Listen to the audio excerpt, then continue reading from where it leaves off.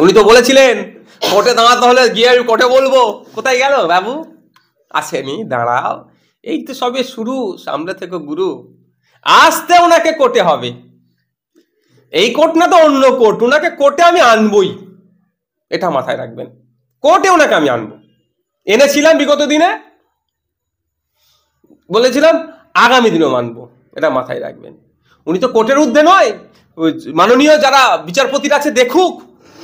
আমি তাদের উদ্দেশ্যে বলবো, আমি সব মানে আমি তাকে অনুরোধ করব, মানে একটা বলছি তাদের মিডিয়ার মাধ্যমে, সবাই দেখুক এটা, যে তৃণমূলের একজন বিধায়ক নিজেকে কোর্টের ঊর্ধ্বে মনে করে, বিচার ব্যবস্থার ঊর্ধ্বে নিজেকে মনে করে।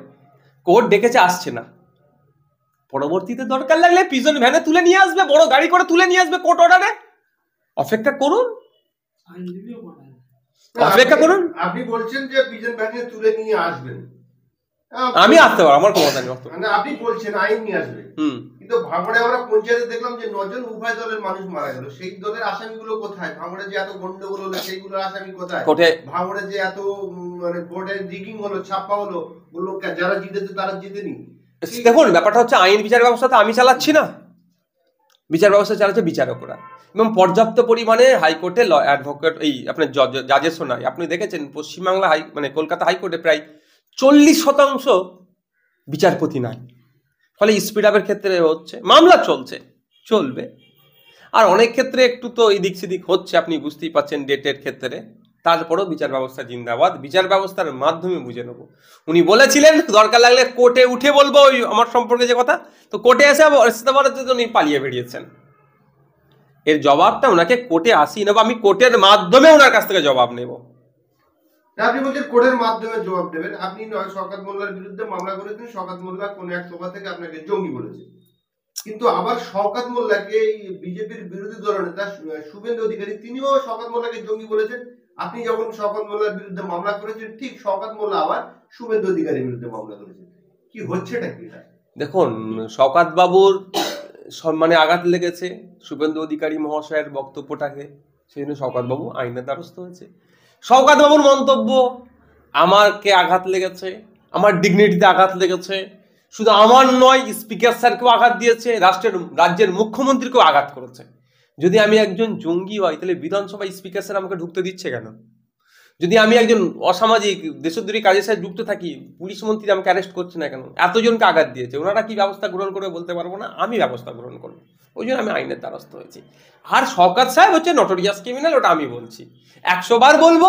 তাতে যদি আমার নামে কিছু নোটিশ পাঠাতে পারুন। তিনি বলছেন তো এর মানে 28 তারিখে আসার কথা বলেছিলাম, 28 তারিখে আসেনি। তাহলে আপনি মানেটা বলে দেন, নটোরিয়াস ক্রিমিনাল কুখ্যাত, আমি এতটুকু বলে দিয়েছি। আর ক্রিমিনাল মানেটা বলবো? একটু অন্য প্রশ্নে আসি আমরা। সামনে 26-এই একদম লোকসভা বিধানসভা ভোট। আপনি বলেছেন 26-এ বড় ভাইজান অর্থাৎ আব্বাস সিদ্দিকী ভাইজান ব্রিগেডের সভা করবেন, খুব ভালো কথা, কিন্তু সামনে যে 26-এ ভোটে, সেই ভোটের প্রস্তুতি আপনারা কেমন ভাবে নিচ্ছেন? সংযুক্ত মোর্চা থাকবেন, আপনারা এককভাবে লড়বেন, সেইটা যদি আমাদের দর্শকদের জন্য একটু খুলে বলেন। আমরা সবসময় চাই পশ্চিমবাংলা থেকে বিজেপি এবং তৃণমূলকে হারানো, আমাদের প্রধান লক্ষ্য। দুটো শক্তিকে একসাথে হারাতে হবে, কারণ এই দুটো শক্তি মিলেমিশে চলছে। যেভাবে আরজি করের ঘটনাটা আপনারা দেখলেন, সিবিআইয়ের হাতে তদন্তভার ছিল, সিবিআই কি করেছে, আর সিবিআই কে পরিচালনার দায়িত্ব কার আছে? কেন্দ্রের বিজেপি সরকারের। কি একটা মিলেমিশে চলছে, এটা না একাধিক চাকরি চুরি থেকে শুরু করে একটার পর একটা জামিন পেয়ে যাচ্ছে, হ্যান ত্যান, শুধু এভিডেন্স দিতে পারছে না, ট্যাম্পারিং হচ্ছে, এইসব অনেক অভিযোগ আছে। কালীঘাটের কাকুর ভয়েস টেস্টের স্যাম্পেল আপনার রিপোর্ট এখনো জমা হলো কি হলো না সব আপনারা জানেন। আমরা চাই এই রাজ্য থেকে বিজেপি এবং তৃণমূলকে পরাস্ত করতে। বিজেপি তৃণমূলকে পরাস্ত করার জন্য যে সমস্ত অবিজেপি ও তৃণমূল শক্তিগুলো ঐক্যবদ্ধ হতে চাইছে, তাদের প্রত্যেককে আমরা আহ্বান করছি, প্রত্যেকের কাছে আমরাও যাচ্ছি, যে তাদেরকে বলছি আমরা ঐক্যবদ্ধভাবে লড়াই করবো 2026-এ, যাতে 294টা সিটেই বিজেপি এবং তৃণমূলকে নীল করা যায়, সেই জন্য আমরা লড়াই করবো। এবার কেউ যদি আমার এর মধ্যে মনে করেন নিজে আমি সব সর্বেশ্বর বা আমি বাকিগুলোকে কন্ট্রোল করব, সেটাও ভুল হবে। আর যার যেমন শক্তি আছে তাদেরকে সম্মান কেউ যদি না দিতে চায়, সেটাও ভুল হবে। আমরা যার যেরকম শক্তি আছে সেই শক্তি বজায় রেখে তার যথাযথ সম্মান দিয়ে আমরা চাইছি যে বৃহত্তর একটা জোট তৈরি হোক বিজেপি এবং তৃণমূলের বিরুদ্ধে। এর আগে তো 21-এ বিধানসভায় আপনারা জোট করেছিলেন, সেখানে সিপিএম কংগ্রেস আপনাদের উপরে দোষ দিয়েছিল যে আইএসএফের সঙ্গে জোট করেছি বলে আমরা নীল হয়ে গেছি। এখন ভাবুক ওনারা কি করবে। দিল্লির আলাদা ছবি দেখা যাচ্ছে, সেখানে কংগ্রেস আলাদাভাবে লড়ছে, আপ আলাদাভাবে লড়ছে, কি বলবো? ওখানে বিজেপির সিটিম বিটিম আর কি হয় না, শুধু পশ্চিমবাংলাতে আইএসএফ হয়, মিম হয়, তারপরে ডাব্লিউপিআই, আরো যে সমস্ত পার্টিগুলো আছে তারা নাকি আলাদা লড়াই করলে, তারা নাকি তাদের হকের লড়াই করলে এরা জোট হয়ে যায়। কারা বলে এই কথাগুলো? তৃণমূলের চামচা কিছু আছে শিখিয়ে দেওয়া, আর কিছু মলি সাহেব গোছের আছে মুসলমানের। তাছাড়া কে বলে? একবারের জন্য বলছে না তো যে গোয়াতে গিয়ে মমতা ব্যানার্জির দল কি করতে গিয়েছিল? ওখানে গিয়ে লক্ষ্মীর ভান্ডার কত 5,000 না কত টাকা করে দেবে বলেছিল, কি করতে বলেছিল? ওখানে ওখানে হয়নি। বিভিন্ন জায়গায় ঝাড়খণ্ডে গতবারে নির্বাচনে গিয়ে কি করেছিল? ভোট কেটে কাকে সুযোগিতা করতে, এই কথা আলোচনা হয়নি। যখন হকের লড়াইয়ের কথা বলা হয় তখন নাকি বিজেপির বি টিম বলে দিয়ে দেওয়া। এখানে আপনার এতে উত্তরপ্রদেশে মায়াবতীর দল মাঝে মধ্যে কি করে, আপনার পাঞ্জাবে দেখলাম আমরা আপ আর কংগ্রেস, এই দিল্লি নির্বাচনে কি দেখছি আমরা, এ নিয়ে কারো কথা নেই। আর যখন সমস্যা হবে তখন উত্তরপ্রদেশে বাঙালিদেরকে ধরে ধরে পুলিশে ভরে দিচ্ছে, ভাইজান একটু দেখুন না। আরে মমতা ব্যানার্জিকে তুমি তো সিএম বানিয়েছো, উড়িষ্যায় বাঙালিদেরকে ধরে পিটছে, ভাইজান একটু দেখুন না। আরে দেখবো, 100 বার দেখবো, কিন্তু কাকে আপনারা গদিতে বসিয়েছেন একটু ভাবতে হবে। আর আমাদেরকে যখন আমরা ভোটের কাছে দাঁড়াই, কিছু মানুষ ওদের মাথা খেয়ে নেয়। তাই বলবো 2026-এর কথা মাথায় রাখুন। দলিত আদিবাসী মুসলমানদের উদ্দেশ্যে বলছি আমি, এক বিধায়ককে যদি আটকাতে হিমশিম খেয়ে যায় একটা সরকার, যদি 10টা আপনারা পাঠান, অন্যায় করতে সরকার দুবার ভাববে। পুলিশ কাস্টডিতে পিটিয়ে মেরে দিচ্ছে না, মারা বন্ধ হয়ে যাবে। কুচবিহারে মুসলিম মহিলার বাড়িতে ঢুকে এমন মার মেরেছে, আমার মাকে পিটিয়ে মেরে দিল, কোনো কথা নেই। ভুয়ো এনকাউন্টার আমি মনে করছি বিচার বিভাগীয় তদন্ত হলে সত্য ধরা পড়ে যাবে। সাজ্জাক আলমকে মেরে দিল, কোনো বিচার নেই, কোনো কথা নাই। হাইকোর্ট রায় দিয়েছে যে ওবিসি সার্টিফিকেট বাতিল হয়েছে, কিন্তু ওই রায়ের আগে পর্যন্ত যারা ওবিসি সার্টিফিকেট যারা নিয়েছেন প্রত্যেকের বৈধতা, তাদের তাদের সার্টিফিকেটটা বৈধ আছে। এনসিএল নিতে গিয়ে এত হ্যারাসমেন্ট হতে হচ্ছে। মুখ্যমন্ত্রী নবান্ন থেকে বলে দিল যে এনসিএল সবাইকে দিয়ে দিতে হবে, কিন্তু দেখুন বিভিন্ন এসডি অফিসগুলোতে গিয়ে কিভাবে তাদের সমস্যা হচ্ছে, সেই নিয়ে কথা নেই। আর এই কথা বলতে গেলে নাকি বিজেপির আমরা বি টিম হয়ে যাচ্ছি। বাংলার মানুষকে বলবো বুঝুন, বাংলার মুসলমানদেরকে আমি স্পেশালি বলছি, একটু বোঝার চেষ্টা করুন যে কোন জায়গায় আপনার ক্ষতি হচ্ছে। বিজেপি বলছে ডাইরেক্ট মেরে দেবো, আর তৃণমূল একটু হাত পা বেঁধে মারবে।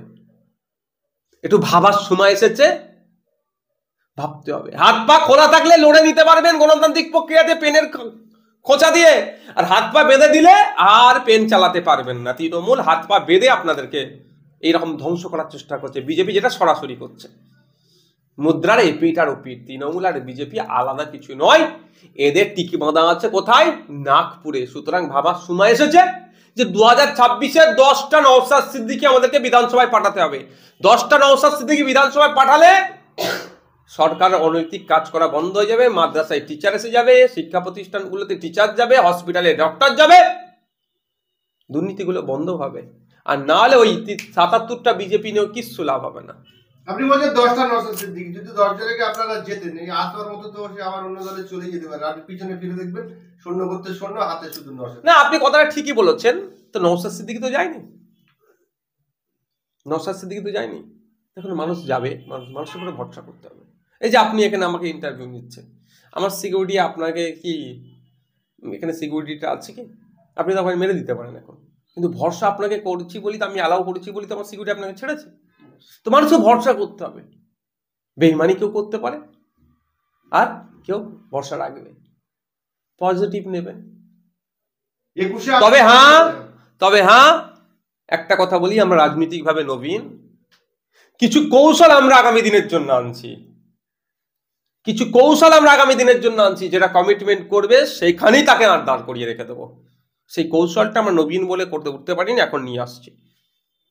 21 সালে আপনি কত ভোটে ভাঙড় থেকে জিতেছিলেন? 26,000 সামথিং। আচ্ছা, এবারে যে 26-এ যে বিধানসভা ভোট আসতে চলেছে, সেই জায়গায় আপনি কি সত্যি ক্ষয় হয়েছে, না মনে করছেন যে 26-এর লড়াইটা টাফ হবে? 26-এ আরো বেশি ভোটে জিতবো, যদি আমাকে দল পারমিশন দেয় ওখানে দাঁড়াতে। আরো বেশি ভোটে জিতবো।